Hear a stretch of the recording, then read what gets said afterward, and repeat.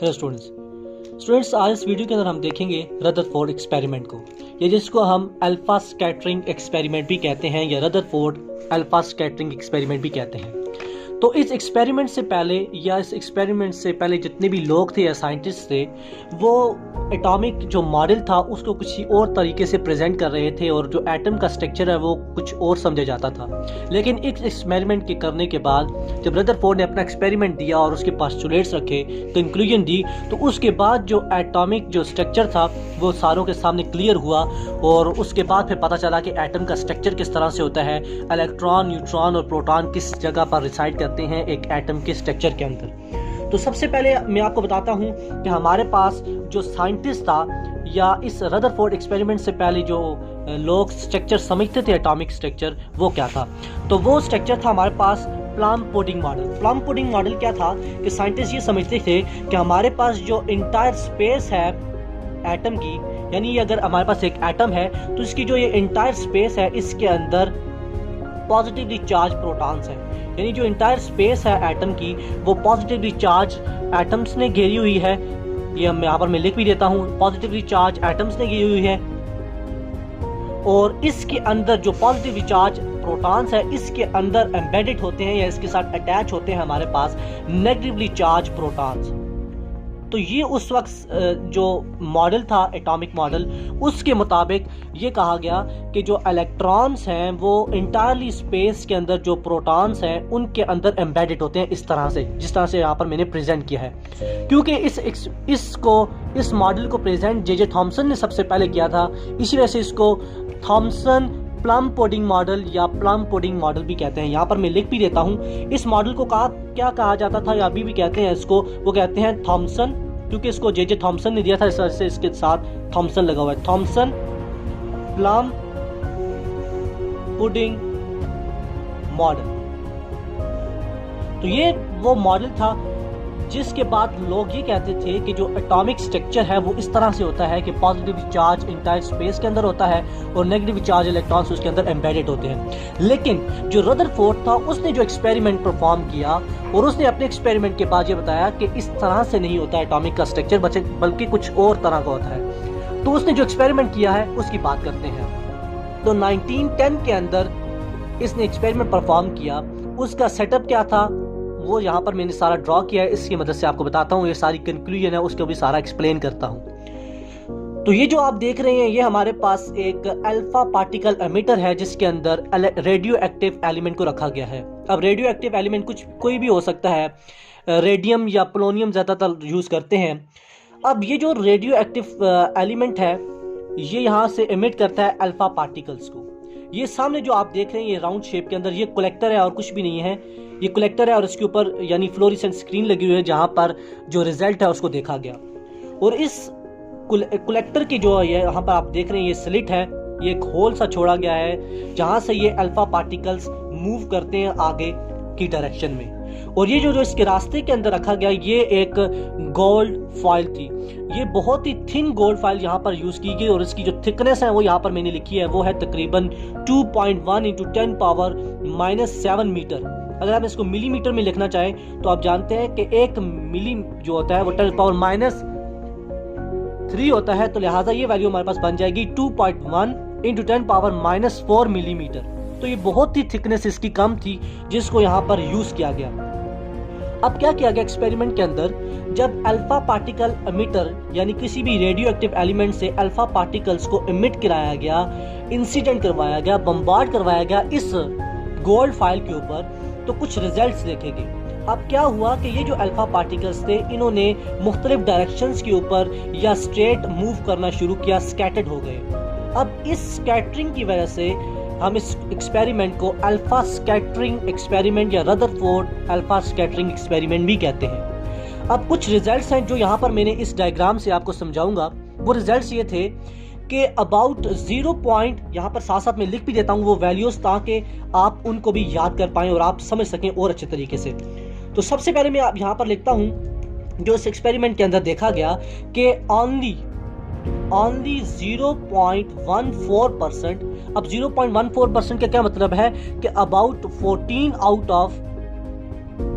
Out of 10,000, यानी 10,000 alpha particles में से 14 अल्फा पार्टिकल्स सिर्फ ऐसे थे जो कि डेविएट हुए मोर देन 1 डिग्री, यानी ज्यादातर जो अल्फा पार्टिकल्स थे वो स्ट्रेट मूव कर गए, वो स्कैटर्ड नहीं हुए, डेविएट नहीं हुए।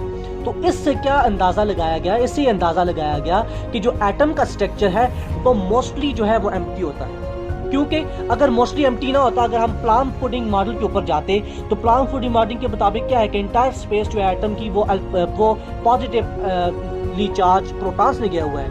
तो अगर अल्फा पार्टिकल्स, आप जानते हैं कि अल्फा पार्टिकल्स भी डबली पॉजिटिव चार्ज होते हैं, तो जब पॉजिटिव के करीब आता या इसके ऊपर हम इंसिडेंट करवाते तो ये एक दूसरे को रिपेल करते, तो सारे के सारे जो अल्फा पार्टिकल्स होते हैं वो रिपेल बैक हो जाते। लेकिन ऐसा नहीं हुआ।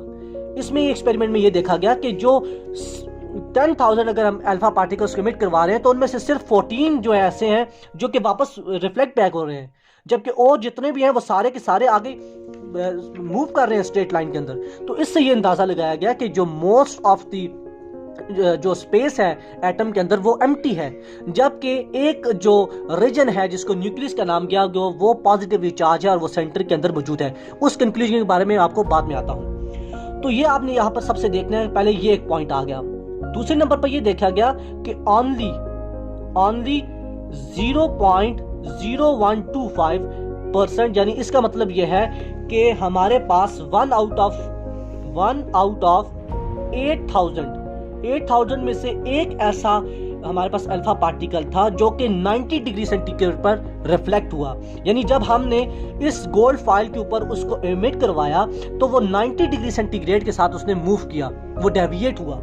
और हमारे पास एक ऐसा एलिमेंट था आउट ऑफ 20,000 एलिमेंट्स जो कि 180 डिग्री सेंटीग्रेड पर यानी रिफ्लेक्ट बैक हुआ। यानी जब एक बीम ऑफ अल्फा पार्टिकल्स को स्ट्राइक करवाया गया गोल्ड फाइल के ऊपर तो देखा गया कि 1 आउट ऑफ 20,000 जो अल्फा पार्टिकल्स है उनमें से एक सिर्फ एलिमेंट है अल्फा पार्टिकल है जो कि दोबारा पीछे की तरफ यानी 180 डिग्री सेंटीग्रेड पर मूव किया।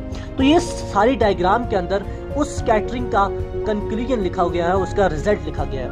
तो देखा गया कि जब अल्फा पार्टिकल्स की बीम को जब बम्बार्ड किया गया, इंसिडेंट किया गया, तो कुछ ऐसे पार्टिकल्स थे जो कि स्मॉल डिफ्लेक्शन जिन्होंने शो की, और ज्यादातर जो पार्टिकल्स थे उन्होंने किसी चीज के साथ भी डिफ्लेक्शन शो नहीं की, बल्कि वो स्ट्रेट मूव कर गए आगे स्क्रीन की तरफ या कलेक्टर की तरफ। और कुछ ऐसे थे जैसे कि मैंने आपको वैल्यू भी बताई कि 1 आउट ऑफ 20,000 जिन्होंने 90 डिग्री सेंटीग्रेड के ऊपर डेविएट किया, और एक ऐसा पार्टिकल था आउट ऑफ 8,000 जिसने टर्न बैक हुआ यानी 180 डिग्री सेंटीग्रेड के साथ पीछे की तरफ रिफ्लेक्ट बैक हुआ। अब हम जाते हैं कुछ कंक्लूजन्स के बारे में। अब आप अपनी स्क्रीन के ऊपर देख रहे होंगे ये सारे कंक्लूजन्स जो यहाँ पर मेंशन किए गए हैं। अब इनको क्योंकि मैं लिख रहा नहीं हूँ क्योंकि बहुत ज़्यादा टाइम ज़ाया होगा, इस वजह से स्क्रीन के ऊपर आपको बता रहा हूँ। तो सबसे पहला अगर आप कंक्लूजन देखें रदरफोर्ड एटॉमिक मॉडल का, वो क्या है कि an atom consist of a small heavy positively charge portion जिसको हम न्यूक्लियस कहते हैं। तो इस एक्सपेरिमेंट के बाद ये देखा गया कि एटम के जो सेंटर है उसके अंदर small heavy positively charge portion है जिसको न्यूक्लियस का कहा गया, और बाद में पता चला कि इसके अंदर प्रोटॉन्स है। अब पॉजिटिवली चार्ज कैसे पता चला? पॉजिटिव चार्ज यहाँ पर आप कॉमन सेंस यूज करके भी कह सकते हैं कि जब अल्फा पार्टिकल्स जो कि पॉजिटिवली चार्ज पार्टिकल्स हैं उनको बम्बार्ड किया गया तो वो कुछ न कुछ जो है वो रिफ्लेक्ट हुए। रिफ्लेक्ट उसी वजह से होते हैं जब सेम पार्टिकल्स या सेम चार्जेस के जो पार्टिकल्स हैं वो आमने सामने हो। आप जानते हैं कि जब सेम जो पार्टिकल्स होते हैं वो एक दूसरे को रिपेल करते हैं और जो अपोजिटली चार्ज होते हैं वो एक दूसरे को अट्रैक्ट करते हैं। तो इसी वजह से ये रिपेल बैक हुए ताकि इससे पता चला कि यहाँ पर सेंटर पर भी कोई पॉजिटिवली चार्ज पार्टिकल मौजूद है जो कि इनको रिफ्लेक्ट कर रहा है या डिफ्लेक्ट कर रहा है। तो ये पहला पास्टुलेट आपने यहाँ पर समझ लेना है। अब जो दूसरा उसने पास्टुलेट या कंक्लूजन दी, उसने ये कहा कि there is a negatively charge portion which surrounds nucleus containing electrons called extra nuclear portion और प्लैनेटरी। अब यहाँ पर आपको क्लियर करता हूँ कि इसने ये कैसे कह दिया कि एक एटम के अंदर अगर जैसा कि इसने एक्सपेरिमेंट से परफॉर्म करके बताया कि एक पॉजिटिव चार्ज रीजन है जिसके अंदर प्रोटॉन्स पाए जाते हैं। अब उसने ये कैसे बताया कि इस न्यूक्लियस के इर्द गिर्द इलेक्ट्रॉन्स मौजूद होते हैं जो कि मूव करते हैं एक ऑर्बिट के अंदर, जैसे कि सन के इर्द गिर्द प्लैनेट्स मूव करते हैं। अब ये इसने कैसे बताया? अब इस एक्सपेरिमेंट के बेसिस पर उसने ये बताया कि जो इलेक्ट्रॉन है वो रिवॉल्व करता है अराउंड द न्यूक्लियस। वो इस वजह से इसने बताया कि अगर ये इलेक्ट्रॉन स्टैटिक होता तो ये इलेक्ट्रॉन जो है, ये जो पॉजिटिवली चार्ज रीजन है न्यूक्लियस, ये इसको अट्रैक्ट कर लेता और ये जो इलेक्ट्रॉन है इसके साथ कोलाइड कर खत्म हो जाता। अगर ये इसके साथ स्टैटिक होता और इसको ये अट्रैक्ट कर लेते, एक दूसरे के साथ मिल जाते, तो वही दोबारा ये प्लम पुडिंग मॉडल बन जाता जो कि इस एक्सपेरिमेंट से रिजेक्ट हो चुका था। तो लिहाजा इस साइंटिस्ट ने ये कहा कि ये जो इलेक्ट्रॉन है ये कंटिन्यूसली मूव कर रहा है एक सर्कुलर पाथ के अंदर, और उस सर्कुलर पाथ को इसने क्या नाम दिया, ऑर्बिट का नाम दिया। अब ये उसके अंदर मूव कर रहे हैं। अब इसकी स्टेबिलिटी के बारे में इसने कुछ भी नहीं बताया, और यही इसका सबसे बड़ा ड्रॉबैक भी था, वो हम आगे चल के देखते हैं। अब क्योंकि ये इलेक्ट्रॉन जो है ये रिवॉल्व कर रहा है, ये सेंटर जो पॉजिटिवली चार्ज रीजन है इसके इर्द गिर्द ये ऐसे ही मूव कर रहा है जैसे हमारे पास सन अगर है तो उसके इर्द गिर्द प्लैनेट्स मूव करते हैं, और इसको हम सोलर सिस्टम कहते हैं। इसी वजह से इस एक्सपेरिमेंट को प्लैनेटरी यानी मॉडल भी कहा गया, या solar system model of atom भी कहा गया। तो इसी वजह से कहा गया क्योंकि जो इलेक्ट्रॉन्स की मूवमेंट है न्यूक्लियस के इर्द गिर्द वो ऐसी है जैसे प्लैनेट्स मूव करते हैं सन के इर्द गिर्द। तो ये हमारे पास आ गया दूसरा इसका कंक्लूजन। तीसरा जो इसने कहा वो ये कहा कि नंबर ऑफ जो प्रोटॉन्स है in the nucleus are equal to the number of electrons in the planetary, यानी जो ये पूरा जो एटम है उसके अंदर जो नंबर ऑफ प्रोटॉन्स है न्यूक्लियस के अंदर वो इक्वल है नंबर ऑफ इलेक्ट्रॉन्स जो कि उसके इर्द गिर्द मूव कर रहे हैं। चौथा उसने ये कंक्लूजन निकाली कि इलेक्ट्रॉन जो है वो रिवॉल्व करते हैं अराउंड द न्यूक्लियस, जैसा कि अभी आपको मैंने क्लियर किया। उसके बाद उसने ये कहा कि centripetal force is equal to the electrostatic force of attraction. अब ये क्या पॉइंट है, ये आपने यहाँ पर समझना है। जैसा कि मैंने आपको बताया कि अगर ये इलेक्ट्रॉन स्टैटिक होता तो ये इलेक्ट्रॉन जो है, ये जो पॉजिटिवली चार्ज रीजन है, ये उसको इलेक्ट्रोस्टैटिक फोर्स ऑफ अट्रैक्शन के थ्रू एक दूसरे के साथ अट्रैक्ट करता और इसको अपनी तरफ लेकर आके जाता, जिसको प्लम पुडिंग मॉडल के अंदर एक्सप्लेन किया गया। लेकिन ऐसा नहीं है, ये जो इलेक्ट्रॉन है ये इस इलेक्ट्रोस्टैटिक फोर्स ऑफ अट्रैक्शन को as a centripetal force use करता है और एक सर्कल के अंदर मूव करता है कंटिन्यूसली। तो ये पॉइंट यहां पर इसने डिस्कस किया। उसके बाद जो लास्ट पॉइंट था इसके एक्सपेरिमेंट था वो ये था कि only a very small volume is occupied by the nucleus, यानी जो न्यूक्लियस है वो बहुत ही छोटा है।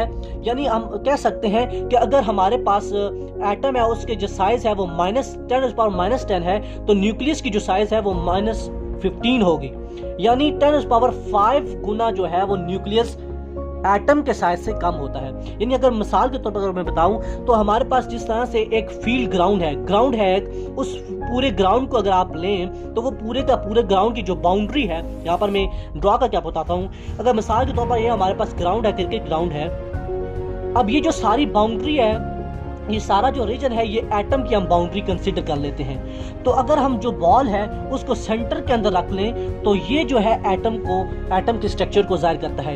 यानी न्यूक्लियस जो है वो इस बॉल के साइज के जितना है, इतना छोटा होता है, जबकि जो एटम का साइज होता है वो उस ग्राउंड की जितना होता है, इतना बड़ा होता है। तो आप यहाँ से अंदाजा लगाएं कि एटम का साइज कितना है और न्यूक्लियस का कितना है। यानी न्यूक्लियस जो है वो बहुत ही छोटा होता है और सेंटर के अंदर मौजूद होता है और वो पॉजिटिवली चार्ज होता है। वो इस एक्सपेरिमेंट से एक्सप्लेन किया गया। अब हम जाते हैं इसके ड्रॉबैक्स के ऊपर, जो कि मेन वजह बनी कि रदरफोर्ड उस वक्त जो एक्सपेरिमेंट किया था वो बेस्ट तो था उस वक्त, लेकिन वो कंप्लीटली यानी एटॉमिक स्ट्रक्चर को एक्सप्लेन नहीं कर पाया। वो किस वजह से नहीं कर पाया, वो कुछ उसके ड्रॉबैक्स थे जिसको ओवरकम किया फिर आकर नील बोर ने, उसके बारे में आप बात करते हैं। तो सबसे पहले जो ड्रॉबैक था रदरफोर्ड एटॉमिक मॉडल का वो ये था कि इसने एक्सप्लेन नहीं कर सका। यहाँ पर मैं लिख भी देता हूँ साथ में ताकि आपको क्लियर हो जाए। यानी ही कैन नॉट एक्सप्लेन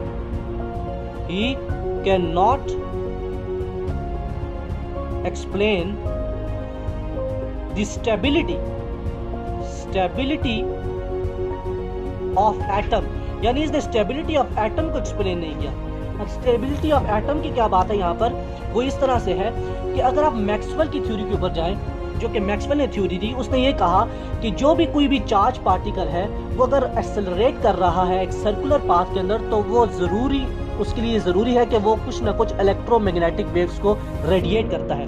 अब अगर हम इलेक्ट्रॉन की बात करें तो इलेक्ट्रॉन हमारे पास चार्ज पार्टिकल, आप जानते हैं कि ये नेगेटिवली चार्ज है और ये एक सर्कल के अंदर मूव कर रहा है न्यूक्लियस के इर्द गिर्द। अब जब ये मूव करता है तो ये एक्सेलरेट करता है। कैसे एक्सेलरेट करता है?